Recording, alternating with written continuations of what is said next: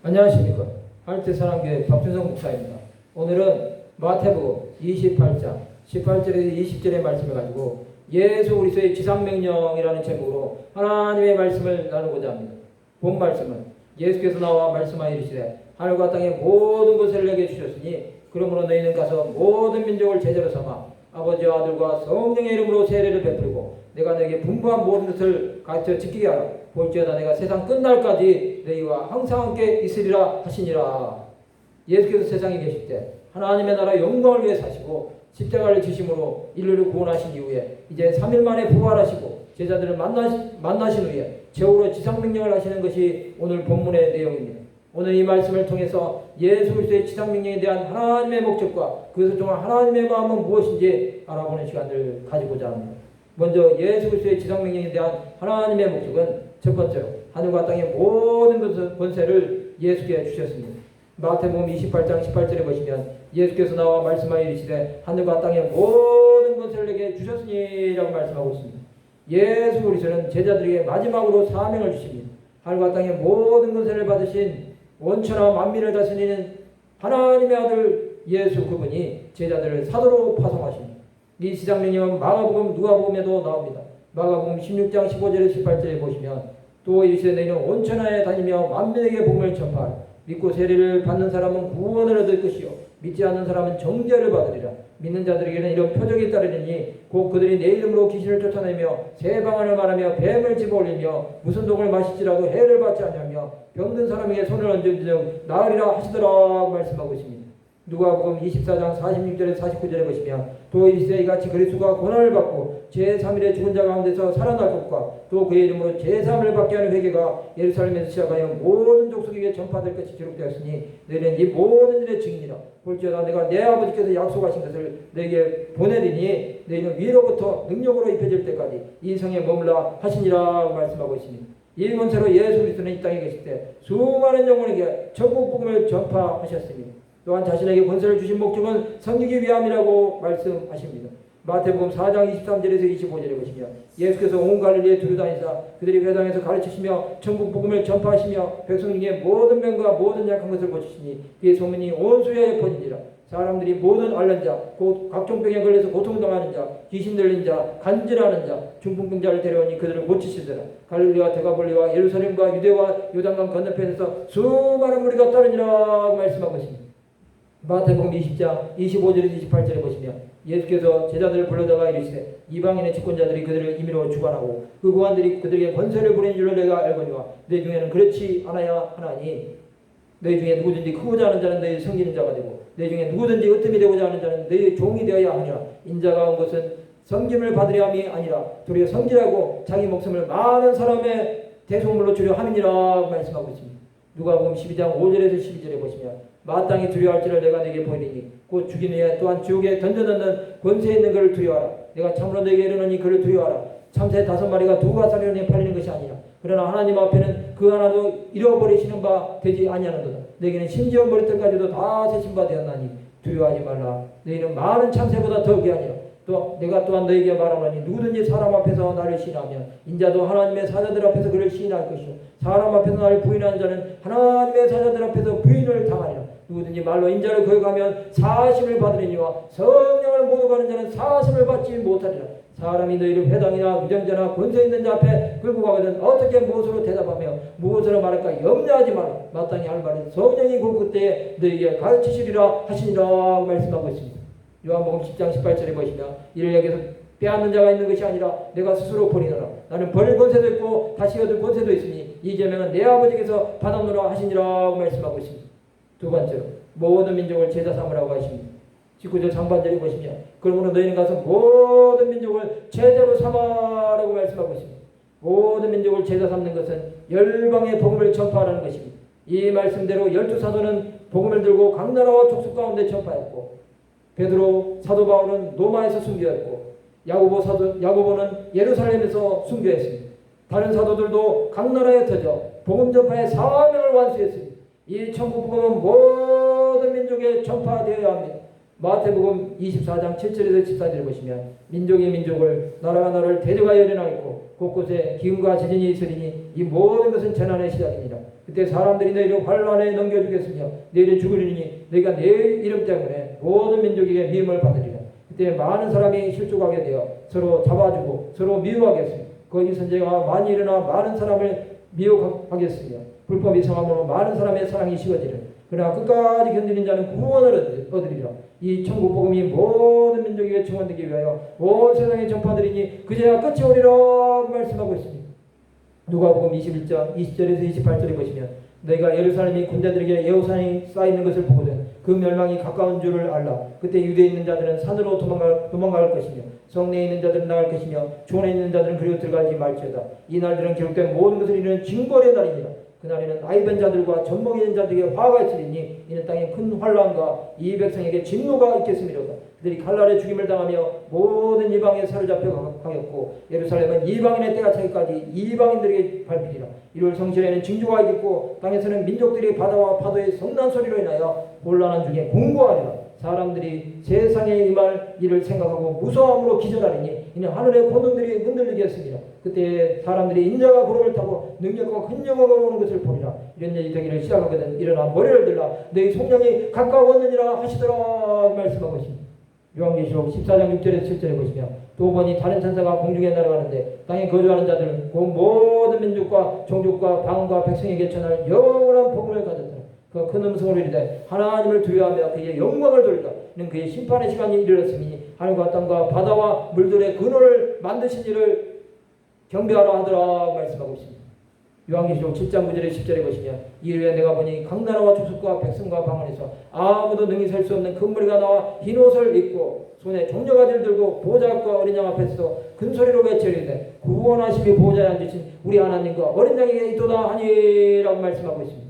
세 번째, 아버지 아들과 성령의 이름으로 세례를 베풀라고 하십니다. 19절 하반절에 보시면 아버지 아들과 성령의 이름으로 세례를 베풀고라고 말씀하고 있습니다. 성삼위 하나님의 이름으로 세례를 베푸는 것은 구원받은 하나님의 자녀들에게 주시는 은혜입니다. 예수 그리스도를 나의 구주 나의 하나님으로 모셔드린 자들에게 세례를 통해 하나님의 자녀를 지고 이제 천국 백성이 되었음을 선포하는 것입니다. 사도행전은 사도들이 아버지 아들과 성령의 이름으로 세례를 베풀고 제자 삼는 사역을 기록하고 있습니다. 사도행전 1장 4절에서 5절에 보시면 사도와 함께 모이사 그들에게 분부하여 이르시되 예루살렘을 떠나지 말고 내게서 들은 바 아버지께서 약속하신 것을 기다리라. 요한은 물론 세례를 베풀었으나 너희는 몇 날이 못 되어 성령으로 세례를 받으리라 하셨느니라 말씀하고 있습니다. 사도행전 2장 38절에서 40절에 보시면 베드로가 이르되 너희가 회개하여 각각 예수 그리스도의 이름으로 세례를 받고 제사함을 받으라. 그리하면 성령의 선물을 받으리니 이 약속은 너희와 너희 자녀와 모든 먼데 사람 곧 우리 주 하나님이 얼마든지 부르시는 자들에게 하신 것이라고 또 이런 말로 확증하며 구원하여 이르되 너희가 이 패역한 세대에도 구원을 받으라 하니라고 말씀하고 있습니다. 초대교회 7 집사 중 한 명인 빌립 집사가 사마리에서 마술사 시몬에게 세례를 베풉니다. 사도행전 8장 12절에서 13절에 보시면 빌립이 하나님 나라와 및 예수 그리스도의 이름에 관하여 전도함을 그들이 믿고 남녀가 다 세례를 받으니 시몬도 믿고 세례를 받으니 전심으로 빌립을 따라다니며 그 나타나는 표적과 큰 능력을 보고 놀라니라 말씀하고 있습니다. 사도 바울도 예수 믿는 자들을 잡아 대제사장들에게 끌어오려고 한 박해자였습니다. 다메섹 도상에서 예수 그리스도를 만나고 다메섹에서 아나니아에게 세례를 받습니다. 사도행전 9장 18절에서 22절에 보시면 즉시 사울의 눈에서 비늘 같은 것이 벗어져 다시 보게 된지라 일어나 세례를 받고 음식을 먹음에 강건하여지며 사울이 다메섹에 있는 제자들과 함께 며칠 있을 때 즉시로 각 회당에서 예수가 하나님의 아들의 힘을 전파하니 듣는 사람이 다 놀라 말하되 이 사람이 예루살렘에서 이 이름을 부르는 사람을 멸하려던 자가 아니냐 여기 온 것도 그들을 결박하여 대제사장들에게 끌어가고자 함이 아니냐 하더라. 사울은 힘을 더더 예수를 그리스도라 증언하여 다메섹에 사는 유대인들을 당혹하게 하니라 말씀하고 있습니다. 알렉산드리아에서 난 아볼로는 성령에 능통한 자로 요한의 세례를 알았습니다. 사도행전 18장 24절에서 28절에 보시면 알렉산드리아에서 난 아볼로라는 하는 유대인이 예배소에 이르니 이 사람은 언변이 좋고 성령에 능통한 자 그가 일찍이 주의 도를 배워 열심으로 예수에 관한 것을 자세히 말하며 가르치나 요한의 세례만 알 따름이라. 그가 회당에서 다음대에 말하기를 시작하거늘 브리스길라와 아볼로가 듣고 데려다가 하나님의 도를 더 정확하게 풀어 이르더라. 아볼로가 아가야로 건너가고자 하므로 형제들이 그를 격려하며 제자들에게 편지를 써 영접하라 하였더니 그가 가매 은혜로 말미암아 믿은 자들에게 많은 유익을 주니 이는 성경으로서 예수는 그리스도라고 증언하여 공중 앞에서 힘있게 유대인의 말을 이기미라라고 말씀하고 있습니다. 바울은 고린도에서 12명에게 예수 그리스도의 이름으로 세례를 베풀었습니다. 사도행전 19장 1절에서 7절에 보시면 아볼로가 고린도에 있을 때 바울이 윗지방으로 가며 에베소에 와서 어떤 제자들을 만나 이르되 너희가 믿을 때 성령을 받았느냐 이르되 아니라 우리는 성령이 계심도 듣지 못하였느니라. 바울이 이르되 그러면 너희가 무슨 세례를 받았느냐 대답하되 요한의 세례니라. 바울이 이르되 요한이 회개의 세례를 베풀며 백성에게 말하되 내 뒤에 오시는 이를 믿으라 하였으니 이는 곧 예수라 그를 그들이 듣고 주 예수의 이름으로 세례를 받으니 바울이 그들이 안수하며 성령이 그들에게 임하심으로 방언도 하고 예언도 하니 모두 12사람쯤 되니라고 말씀하고 있습니다. 세례의 의미는 예수 그리스도와 함께 십자가에서 죽고 다시 사는 것입니다. 로마서 6장 3절에서 4절에 보시면 무릇 그리스도 예수 앞하여 세례를 받은 우리는 그의 죽으심과 합하여 세례를 받은 줄을 알지 못하느니 그러므로 우리가 그의 죽으심과 합하여 세례를 받음으로 그와 함께 장사되었나니 이는 아버지의 영광으로 말미암아 그리스도를 죽은 자 가운데서 살리신 것 같이 우리를 또한 새 생명 가운데서 행하게 하려 함이라고 말씀하고 있습니다. 골로새서 2장 12절에 보시면 너희가 세례로 그리스도와 함께 장사되고 또 죽은 자들 가운데 그를 일으키신 하나님의 역사를 믿음으로 말미암아 그 안에서 함께 일으키심을 바라느니라고 말씀하고 있습니다. 베드로전서 3장 21절에 보시면 우리는 예수 그리스도께서 부활하심으로 말미암아 이제 너희를 구원하는 편이 곧 세례라. 이는 육체의 더러운 것을 제하여 버림이 아니요 하나님을 향한 선한 양심의 강군이라고 말씀하고 있습니다. 그러면 그것을 통한 하나님의 마음은 무엇입니까? 첫 번째로 내가 너에게 분부한 모든 것을 가르쳐 지키게 하라고 하십니다. 20절 상반절에 보시면 내가 너에게 분부한 모든 것을 가르쳐 지키게 하라고 말씀하고 있습니다. 예수께서 제자들에게 분부한 모든 것은 하나님의 나라 전파입니다. 즉 가난한 자에게 복음을 전하게 하시려고 포로된 자에게 자유를 눈먼 자에게 다시 보게 함을 눌린 자를 자유롭게 하고 주의 은혜를 전파하는 것입니다. 이사야 61장 1절에 3절에 보시면 주 여호와의 영이 내게 내리셨으니 이는 여호와께서 내게 기름을 부으사 가난한 자에게 아름다운 소식을 전하게 하려 하십니다. 나를 보내사 마음이 상한 자를 고치며 포로된 자에게 자유를 갇힌 자에게 노임을 선포하며 여호와의 은혜의 해와 우리 하나님의 보복의 날을 선포하여 모든 슬픈 자를 위로하되 무릇 시온에서 슬퍼하는 자에게 화관을 주어 그 자를 대신하며 기쁨의 기름으로 그 슬픔을 대신하며 찬송의 옷으로 그 근심을 대신하시고 그들이 의의 나무 곧 여호와께서 심으신 그 영광을 나타낼 자라 일컬음을 받게 하려 하심이라고 말씀하고 있습니다. 누가복음 4장 18절에서 19절에 보시면 주의 성령이 내게 임하셨으니 이는 가난한 자에게 복음을 전하게 하시려고 내게 기름을 부으시고 나를 보내사 포로된 자에게 자유를 눈먼 자에게 다시 보게 함을 전파하며 눌린 자를 자유롭게 하고 주의 은혜를 전파하게 하려 하심이라 하였더라 말씀하고 있습니다. 사도들은 이 모든 것을 행하는 전도자의 삶을 살았습니다. 베드로는 가이사랴에서 로마 백부장 고넬료의 가정에 세례를 베풀고 성령의 마음을 보았습니다. 사도행전 10장 34절에서 48절에 보시면 베드로가 입을 열어 말하되 내가 참으로 하나님은 사람의 외모를 보지 아니하시고 각 나라 중 하나님을 경외하며 의를 행하는 사람은 다 받으시는 줄 깨달았도다. 만유의 주 되신 예수 그리스도로 말미암아 화평의 복음을 전하사 이스라엘 자손들에게 보내신 말씀 곧 요한이 그 세례를 반포한 후에 갈릴리에서 시작하여 온 유대에 두루 전파된 그것을 너희도 알거니와 하나님이 나사렛 예수에게 성령과 능력을 기름부터 다셨으니 그가 두루 다니시며 선한 일을 행하시고 마귀에게 눌린 모든 사람을 고치셨으니 이는 하나님이 함께 하셨습니다. 우리는 유대인의 땅과 예루살렘에서 그가 행하신 모든 일의 증인이라.